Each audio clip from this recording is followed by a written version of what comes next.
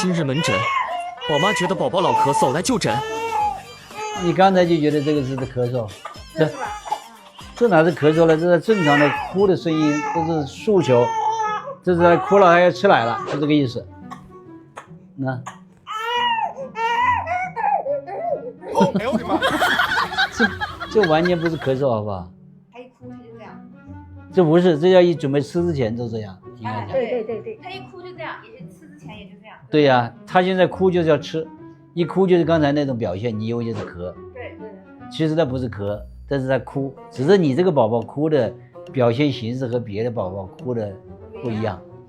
别他是他是这种表现。他早上鼻子呼哧呼哧的，然后像有痰一样的。有没有录音？你刚才说的呼哧呼哧？有。早上。我晓得你们这些宝宝宝妈们手机里头都是他的。哎，对。你给他，你刚才描述的给我听一听。他早上4点钟有时候就开始闹，就很吃力。这是他要换气啊！他在吸气用的。他在吸气啊！吃累了。什么叫吃奶的力？他要拼命的去拔，然后他还要换气。就像我让你跑步，我现在让你跑个400米，马上给水你喝，一口气把它喝完，你肯定会只能喝2口，然后歇一歇，因为你气上不来呀，它是一样的。从4点钟早上他的鼻子一直吃。吐泡泡都不一定都是肺炎哦，你们也不能看抖音看这东西也要甄别，不能越看越焦虑。对，我刚才一进门就是你说你是刷到过抖音的，我问你我有没有给你制造焦虑？你要看到我抖音，如果越看越焦虑，说明要不是你没有看懂，要不是我没讲好。我希望我给你刷的，你刷到我抖音把你想关注的问题讲，哦，原来是夏主任讲的是这样，我可以在家观察。我希望是达到这个目的，不是我把抖音说，哎呦夏主任讲了，我马上到医院去看，那就说明我没讲好。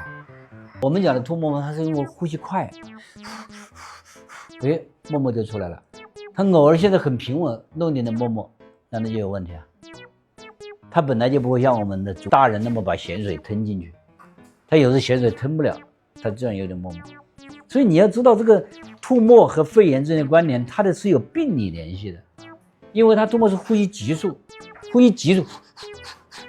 沫沫不就出来了？它本来口水就不会吞，然后你呼吸快，它沫沫就出来了，这叫吐沫。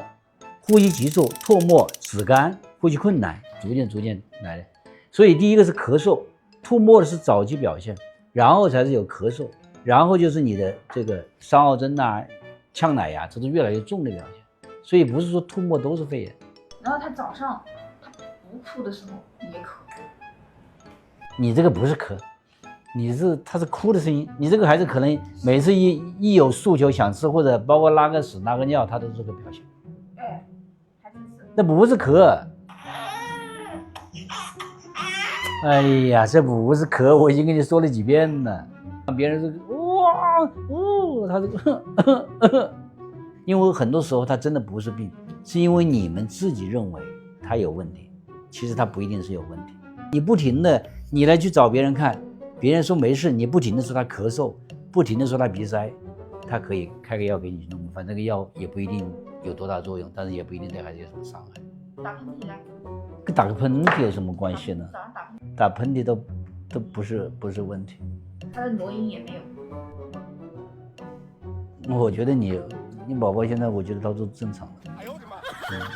那吃到现在没有呛一口，这个呛可是所有肺炎的孩子必须有的一个症状，越重越明显。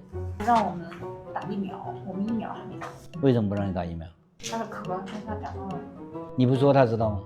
别人打疫苗，你说问你好不好咳嗽，是你说他咳嗽啊？打疫苗一定是身体健康的情况下他会给你打，你说他咳嗽，他当然不会给你打。可以去打疫苗了，回去吧。